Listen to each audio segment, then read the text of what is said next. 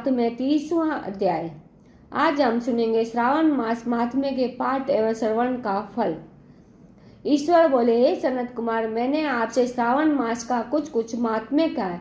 इसके संपूर्ण महात्म्य का वर्णन सैकड़ों वर्षों में भी नहीं किया जा सकता।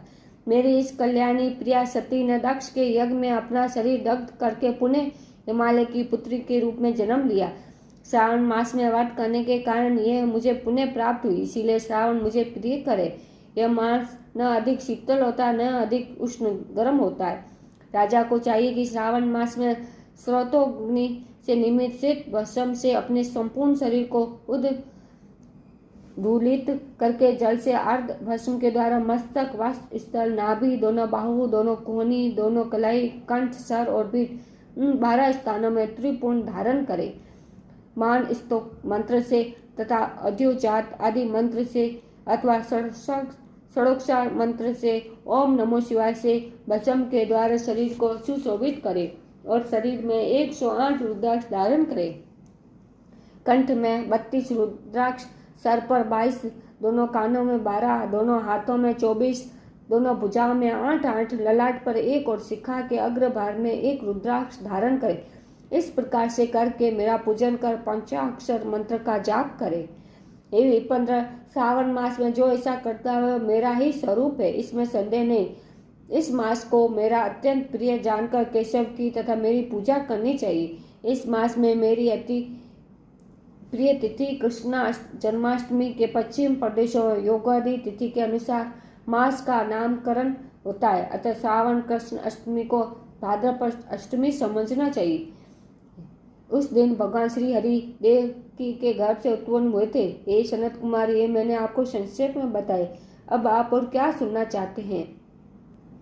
सनत कुमार बोले, हे पार्वती पते, आपने श्रावण मास का जो जो करते कहा उन्हें सुनकर आनंद सागर में मग्न रहने के कारण और उनका वर्णन विस्तृत होने के कारण व्यवस्थित रूप से स्मृति नहीं बन पाई।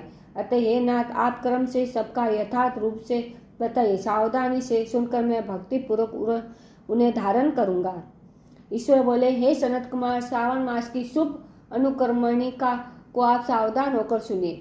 सर्वप्रथम शौनक का प्रश्न, तत्पश्चात सूर्य का उत्तर, श्रोता के गुण, आके प्रश्न, श्रावण की व्युत्पत्ति, उसकी स्तुति, पुनः हे मुने आपको विस्तृत प्रश्न, इसके बाद नाम कथन सहित आपके द्वारा की गई मेरी स्तुति, फिर कर्म से उद्देश्य पूर्वक मेरा उत्तर, पुनः आपका विशेष प्रश्न, उसके बाद नक्त व्रत की विधि, रुद्राभिषेक कथन, इसके बाद लक्ष्य पूजा विधि, दीपदान, फिर किसी प्रिय वस्तु का परित्याग, पुनः रुद्राभिषेक करने तथा पंचामृत ग्रहण करने से प्राप्त होने वाला फल, इसके बाद पृथ्वी पर शयन करने तथा मौन व्रत धारण करने का फल, तत्पश्चात मासोपमास में धारण पालन की विधि, इसके बाद सौम्य खान में लक्ष्य रुद्रवर्ती विधि, पुण्य कोट लिंग विधान, इसके बाद अदौन नामक व्रत कहा गया है। इसी व्रत में हविष्यान ग्रहण, पत्तल पर भोजन करना, साग त्याग, भूमि पर शयन, प्रातः स्नान और दम तथा सम का वर्णन, उसके बाद स्फुटिक आदि लिंगों में पूजा जप का फल, उसके बाद प्रदक्षिणा, नमस्कार, वेद पुराण, पुरुष सूक्त की विधि, उसके बाद ग्रह यज्ञ की विधि, रवि सोम मंगल के व्रत का विस्तार पूर्वक वर्णन, पुनः बुध गुरु का व्रत, इसके बाद शुक्रवार के दिन जीवंतिका का व्रत, पुनः शनिवार को नरसिंह, शनि, वायुदेव और अस्तवत का पूजन, ये सब कहे गए हैं।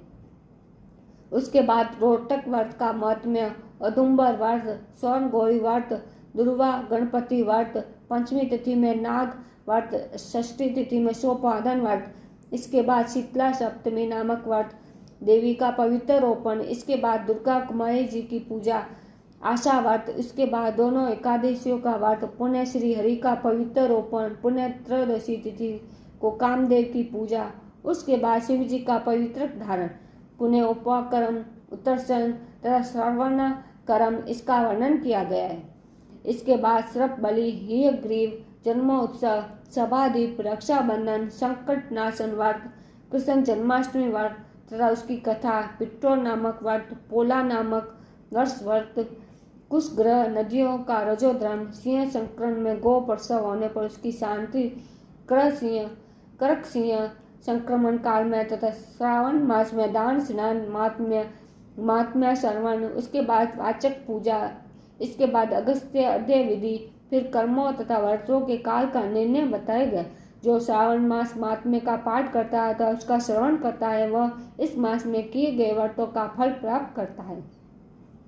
हे सनत कुमार, आप इस शुभ अनुक्रम को अपने हृदय में धारण कीजिए। जो इस अध्याय को श्रावण मास के महात्म्य को सुनता है वह इस फल को प्राप्त कर लेता है, जो फल सभी व्रतों का होता है। हे विप्रेश, अधिक कहने से क्या लाभ? श्रावण मास में जो विधान किया गया है उनमें से किसी एक व्रत का भी करने वाला मुझे प्रिय है।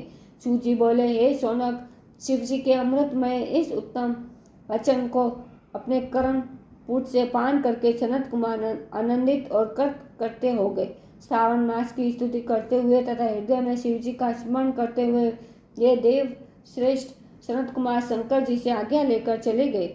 जिस किसी के समक्ष इस अत्यंत श्रेष्ठ रहस्य को प्रकाशित करना नहीं चाहिए। हे प्रभु, आपकी योग्यता देकर ही मैंने इसे आपसे कहा है। ईश्वर सनत कुमार 30वां अध्याय पूर्ण। जय श्री श्री हरिहर की जय।